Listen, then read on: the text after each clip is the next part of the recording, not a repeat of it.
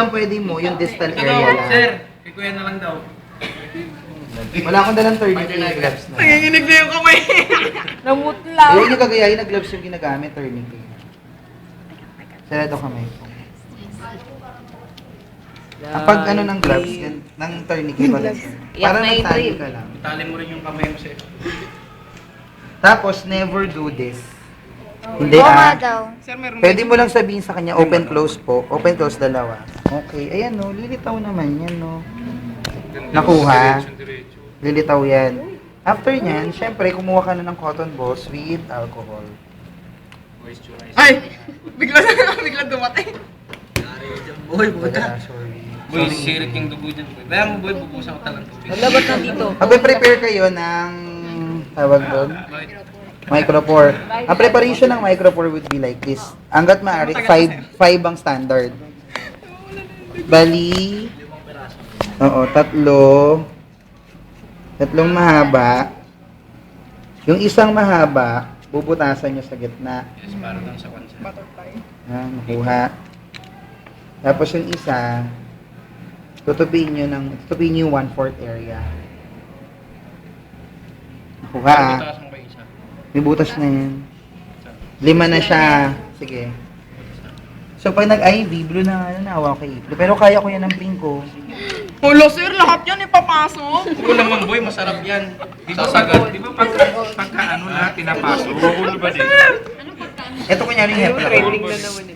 Maingay yan. Mas maikigan. Maingay na to. Trending ulit to. Maingay.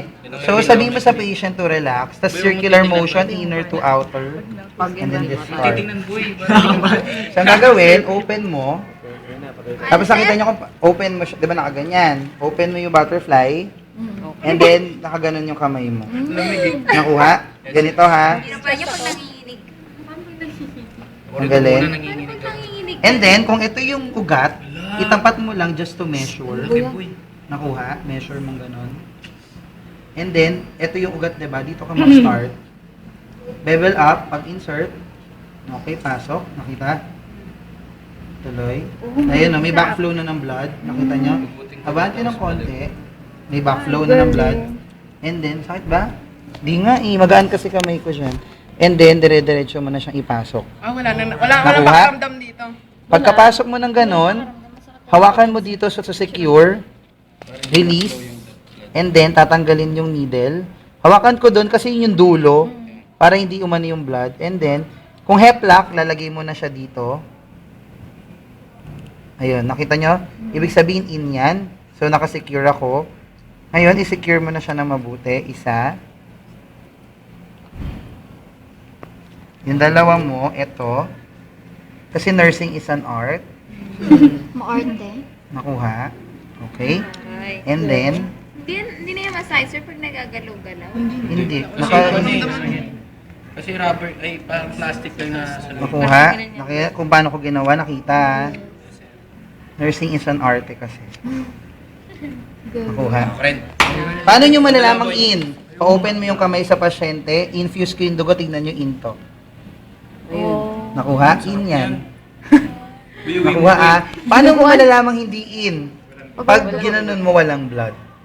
Nakuha? Nakita nyo kung gaano? Pag i-measure nyo, pagpasok ng vein, tapos nakita mo may backflow, papasok mo na yung buong cannula. Hindi papasok nyo, nakita nyo hindi ko pinasok ko ng dire-diretso. Nung ginanon ko, may backflow, dahan-dahan ko ng pinasok ko isa.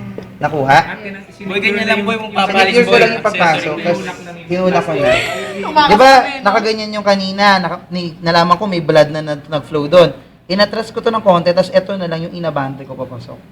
Nakuha nyo, kaya lumabas to, nakalaylay to, di ba? Tapos tinanggal ko to, para hindi pumasok yung buo. Kasi once na pumasok yung buong needle, magto-true and true, so puputok yung ugat. True and true kasi. Pwede bang mabutas yung...